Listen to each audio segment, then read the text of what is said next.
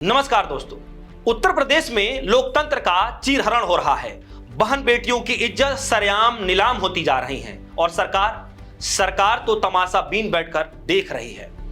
अब जरा सोचिए, एक महिला सांसद, जी हां, हम इकरा हसन की बात कर रहे हैं, जिनको जनता ने चुना है, जनता ने उन्हें संसद में भेजा है और उनके नाम पर एक शख्स सोशल मीडिया पर खुलेआम गंदी, बेहूदी और नीच नफरती बातें लिख रहा है, और वो भी हंसते हुए, मुस्कुराते हुए।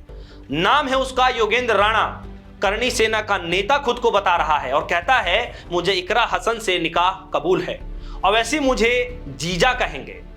अब ये निकाह कबूल है बोलने वाला कौन हो सकता है? एक जाहिल, औरतों को मनोरंजन की वस्तु समझने वाला घटिया मानसिकता का आदमी। अब मैं आपसे सवाल पूछता हूं दोस्तों, अगर यही घटिया टिप्पणी किसी मुस्लिम युवक ने भाजपा की किसी महिला सांसद को लेकर की होती तो अब तक क्या हो गया होता? आप कल्पना करके देख सकते हैं कि अब तक क्या से क्या हो गया होता। क्या वह अभी खुली हवाओं में सांस ले रहा होता? क्या उसके घरों पर बुलडोजर चल नहीं गया होता? लेकिन यहां पर क्या हो रहा है?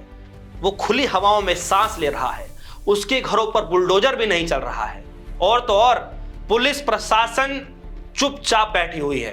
अगर वही कोई दूसरा कर दिया होता तो पुलिस प्रशासन उसे पकड़कर घसीटकर ले जाती, उसे लव जिहाद का एंगल दे दिया जाता, ठप्पा लगा दिया जाता और दिन रात चैनलों पर चिल्लाया जाता। लेकिन अब सब खामोश है। प्रधानमंत्री नरेंद्र मोदी चुप हैं, गृह मंत्री अमित शाह जी चुप हैं, और तो और प्रदेश के मुख्यमंत्री योगी आदित्यनाथ जी एकदम चुप हैं। क्यों? इस बार जो गंदगी फैला रहा है वो कोई मुस्लिम नहीं, वह एक हिंदू धर्म से है। शायद इसलिए कोई नहीं बोल रहा है। और दोस्तों, सबसे बड़ी बात यह है जो मैं बोलने जा रहा हूं दोस्तों, इस बात पर मैं बोलने जा रहा हूं क्योंकि देश की बड़ी मीडिया में कम से कम अगर मैं बात करूं तो सबसे ज्यादा महिला पत्रकार जुड़ी हुई हैं, जो लगातार टीवी डिबेट पर बैठकर देश की मुद्दे की लगातार बातें करती हैं। लेकिन जो आम जनमानस के मुद्दे होते हैं उस पर एक भी जो है डिबेट नहीं किया जाता है।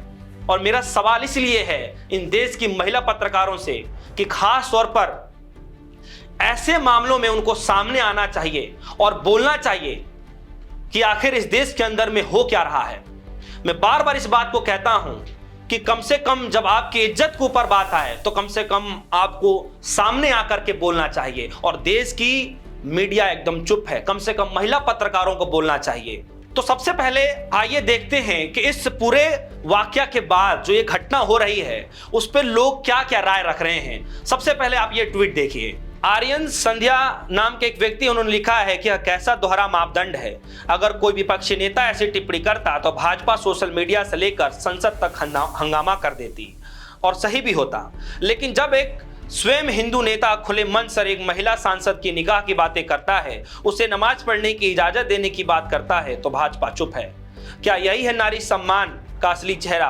क्या महिला नेताओं के प्रति ऐसा बयान भाजपा को स्वीकार है? ऐसा बताना चाहिए। तो लोग अब सवाल पूछने में माहिर हैं और सवाल जनता तो पूछती ही है। देखिए एक शख्स ने और क्या कहा है। अतुल साकिया नाम का एक व्यक्ति, उन्होंने कहा है कि जब किसी महिला का सार्वजनिक तौर पर अश्लील और घटिया टिप्पणी की जाती है तो महिला पत्रकारों की चुप्पी सबसे ज्यादा चुभती है, और अंजना कश्यप और चित्रा त्रिपाठी जैसी आवाजें तब गूंगी हो जाती हैं जब बात तथा समर्थक नेताओं की आती है। क्या महिला सम्मान सिर्फ विपक्ष से जुड़े मामलों तक सीमित है? आपकी यह चुप्पी भी अपराध के बराबर है। अब सवाल आप पर भी है कि पत्रकार हैं या प्रवक्ता।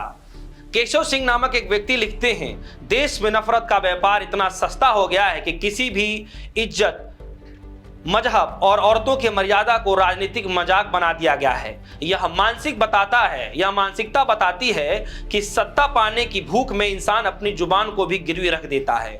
ऐसे बयान सिर्फ समाज को जहर देते हैं और बहस को असली मुद्दे से भटकाने के लिए दे दिया जाता है। बताइए। तो देखिए, ये हैं लोग जो अपनी गुस्सा जाहिर कर रहे हैं, चाहे वो देश की मीडिया हो, चाहे वो सरकार में रहने वाले लोग हों, चाहे सत्ता में रहने वाले लोग हों, सबको घेरते हुए जो लोग अपनी बातें रख रहे हैं कि आखिर ऐसे मामलों पे सरकार चुप क्यों है, ऐसे मामलों पर गोदी मीडिया चुप क्यों है। तो दोस्तों, जब किसी महिला सांसद के साथ ऐसा सलूक हो सकता है तो फिर आम औरतों की इज्जत का क्या होता होगा इस प्रदेश में।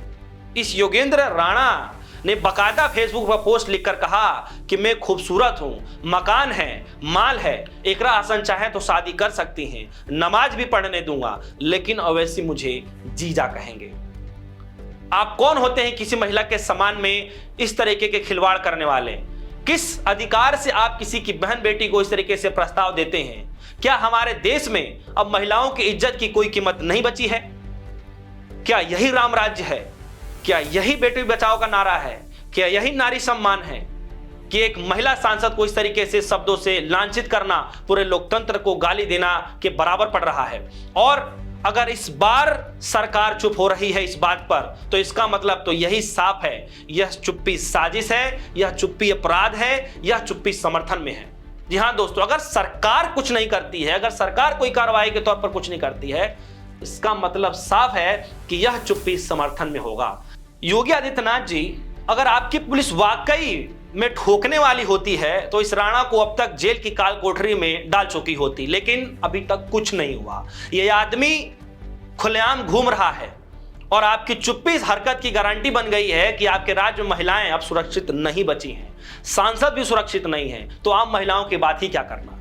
आज इकरा हसन के साथ हो रहा है, कल किसी और बहन बेटी के साथ होगा, और जब इंसाफ नहीं मिलेगी तो जनता खुद ब खुद सवाल पूछेगी कि क्या यही राम का राज्य है जिसमें रावण खुलेआम बोलता है। और मैं आपसे भी यही सवाल पूछता हूं कि क्या लगता है कि इस पर कार्रवाई होगी? और अगर इस तरीके की बातें खुलेआम तौर पे की जा रही हैं तो आखिर इतना बोलने वाले व्यक्ति के पीछे आखिर किसकी सह मिल रही है? आप हमारे वीडियो कमेंट सेक्शन में जाकर अपनी राय जरूर बताइएगा और हमारे इस चैनल को सब्सक्राइब जरूर कीजिएगा ताकि और भी लेटेस्ट अपडेट आप सभी के सामने तुरंत पहुंच सके। फिलहाल के लिए दीजिए इजाजत, देखते रहिए डिस्को न्यूज़। धन्यवाद।